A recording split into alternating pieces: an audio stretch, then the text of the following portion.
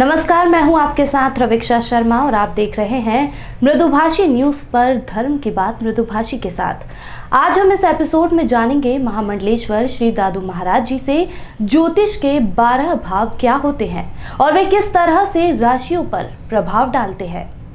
ग्रह आधीन जगत सर्व, ग्रह आधीन नरावरः, काल ज्ञान ग्रह आधीन ग्रह कर्म फल प्रदः। ग्रहों के अधीन ही संपूर्ण संसार है। ग्रहों के अधीन ही सभी श्रेष्ठ मनुष्य होते हैं।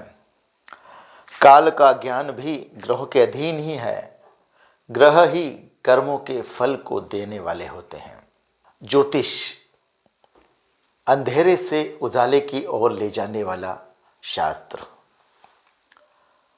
अंधेरा, अज्ञानता का अंधेरा, दरिद्रता का अंधेरा, इसलिए ज्योतिष को कहते हैं कि ज्योतिष जो हमें अंधेरे से उजाले की ओर ले जाए। मृदुभाषी चैनल के माध्यम से आपसे बात करने का अवसर हर शनिवार को प्राप्त होता रहता है।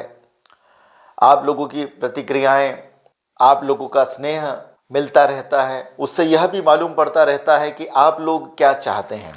आप लोगों के प्रश्न के अनुसार आप लोग चाहते थे कि ज्योतिष के जो प्रारंभिक सूत्र हैं, ज्योतिष की जो प्रारंभिक जानकारियां हैं, वह आप लोगों तक मिलती रहे, आप लोगों को मालूम पड़ता रहे।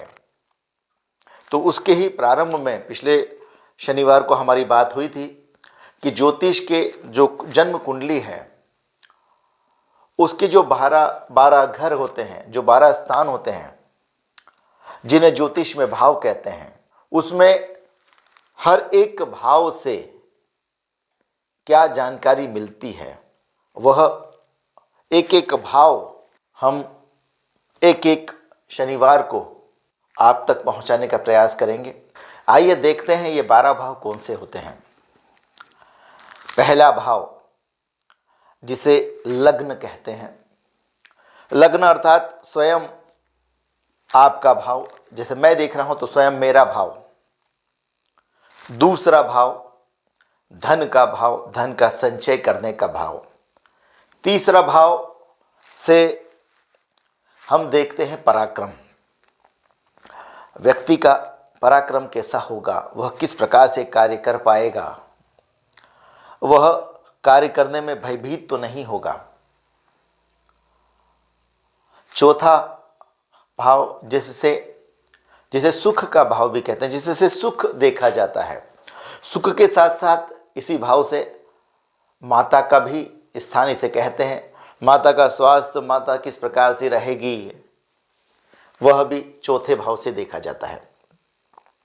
उसके पहले मैं आपको छोटा सा एक बताता हूं कि जो लोग भी अभी यह मृदुभाषी चैनल पर आज इस शनिवार को अभी देख रहे हैं, यदि वो अपनी जन्म कुंडली सामने निकाल लें, सामने रख लें, तो उनको मेरी बात बहुत जल्दी अच्छे से समझ में आ जाएगी। यदि आप अपनी कुंडली खोल रहे हैं, उसमें देखिए पहला पेज छोड़कर जब दूसरा पेज निकालते तो वहां लग्न कुंडली लिखा होगा। वहां पर लग्न कुंडली बनी रहती है। उसके अंदर देखें आप तो एक पहला जो बीच का भाव होगा, सबसे जो बीच का मध्य वाला होगा, उसे आप 1 नंबर माने।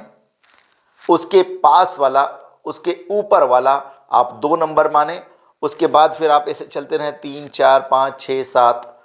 जो पहला आपने माना था उसके ठीक सामने वाला भाव जो होगा वह 7वां भाव होगा। 7वें के बाद नीचे 8वां, 9वां, 10वां, 11वां, 12वां। जो पहला भाव देखा था आपने, उसके इस तरफ वाला भाव जो आएगा आखिरी वाला, वो 12वां भाव आएगा। 12 के ठीक बाद 1 नंबर आएगा। तो ऐसे 12 भाव होते हैं। जो अभी हम आज बात जो कर रहे हैं, जहां पहले भाव की बात कर रहे हैं, आप देखो कंफ्यूज मत हो। वहां पर 1 नंबर हो सकता है लिखा हो, 2 नंबर लिखा हो, 3 नंबर लिखा हो, 4 नंबर लिखा हो या 12 नंबर लिखा हो, कुछ भी अंक लिखा हो सकता है। अब उससे आप लोगों को घबराने की कोई बात नहीं, आप उसको बहुत आसानी से समझे। अभी उसको आपको सिर्फ 1 नंबर मानना है, सिर्फ आप मानना है। उसके अंदर क्या लिखा है अभी आप वह छोड़ दीजिए। अपन वह बात भी आगे करते हैं। आप अभी अपनी जन्म कुंडली जो है, लग्न कुंडली है, वह आप अपने सामने रखिए। देखिए, एक उदाहरण के लिए मैं आपको एक पत्रिका दिखाता हूँ, जन्म पत्रिका दिखाता हूँ। यह ऊपर देखो लग्न कुंडली लिखा है, इसके ऊपर ये इस प्रकार की बनी हुई है।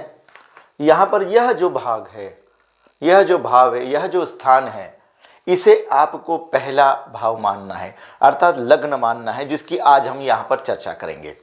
इसे आप पहला माने। इसके पास वाला ऊपर वाला भाव जो है वह दूसरा भाव माने। यह 1, यह 2, यह 3, यह 4, यह 5, 6, 7, 8, 9, 10, 11 और यह 12।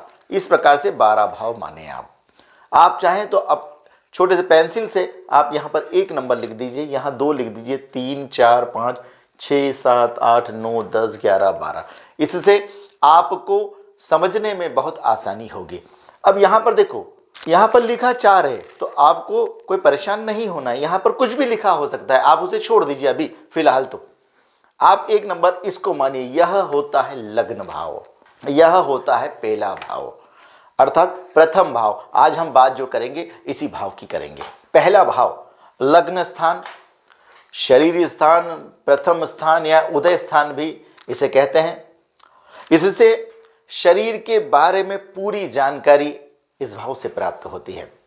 व्यक्तित्व कैसा होगा, कपाल कैसा होगा, मस्तक कैसा होगा, सर के बाल कैसे होंगे, दिमाग व्यक्ति में होगा या नहीं होगा, उसका रंग कैसा होगा, उसका वर्ण कैसा होगा, उसका शरीर की बनावट कैसी होगी, उसकी आकृति कैसी होगी, यश कितना मिलेगा, मान सम्मान कितना मिलेगा, विवेक शक्ति कितनी होगी, यह सब इस प्रथम भाव जिसे लग्न भाव कहते हैं उससे मालूम पड़ता है।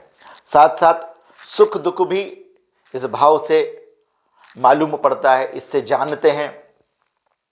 यह भाव जो है वह सबसे प्रमुख भाव भी कहते हैं, क्योंकि यदि लग्न मजबूत रहता है तो व्यक्ति को बहुत सारी परेशानियां जीवन में नहीं आती, और परेशानियां आती भी है तो उसका हल वह जल्दी निकाल लेता है।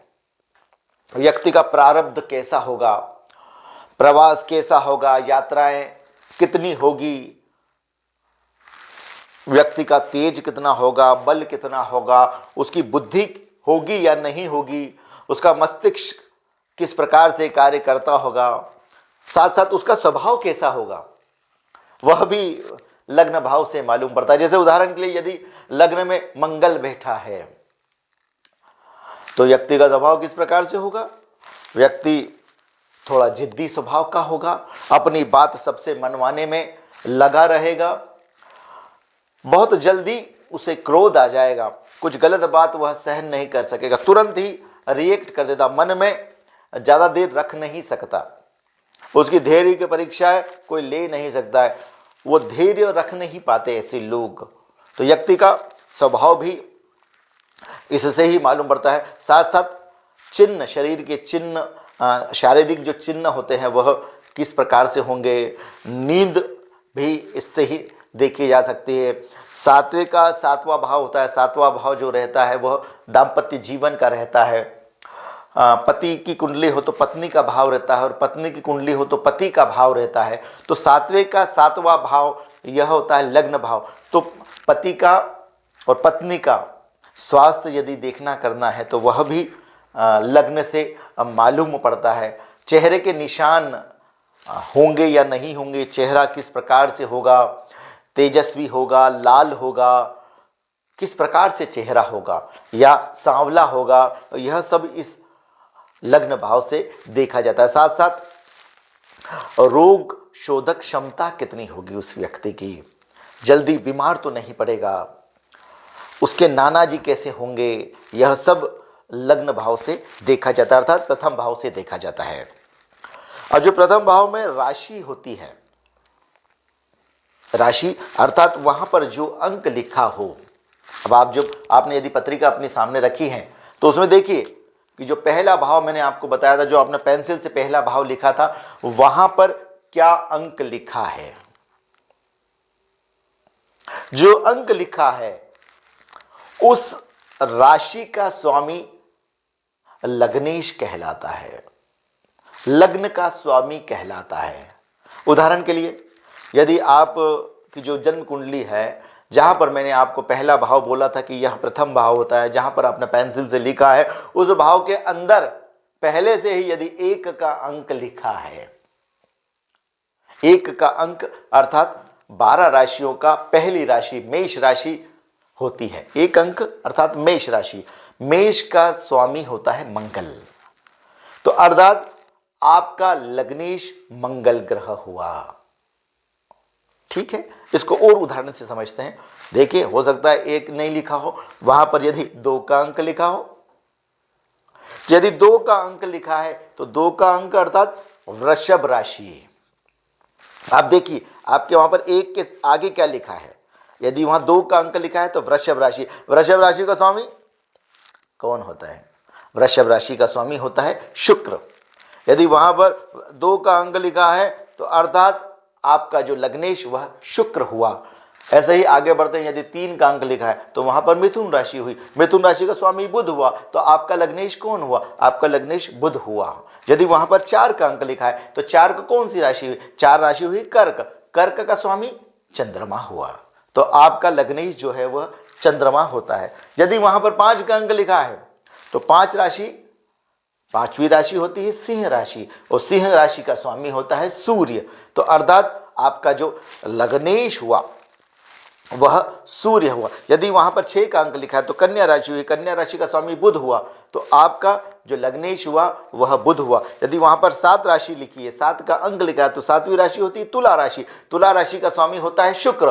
तो अर्थात आपका जो लग्नेश हुआ वह शुक्र हुआ। यदि वहां पर 8 का अंक लिखा है तो 8वीं राशि होती है वृश्चिक, वृश्चिक मेष और वृश्चिक दोनों के स्वामी जो होते हैं वो मंगल ग्रह होते हैं। तो वृश्चिक के जो स्वामी हुए वह मंगल हुए, तो 8 राशि अर्थात लग्नेश जो हुआ वह मंगल हुआ। यदि वहां पर 9 का अंक लिखा है, पहले घर में यदि 9 का अंक लिखा है तो अर्थात आपकी राशि धनु हुई।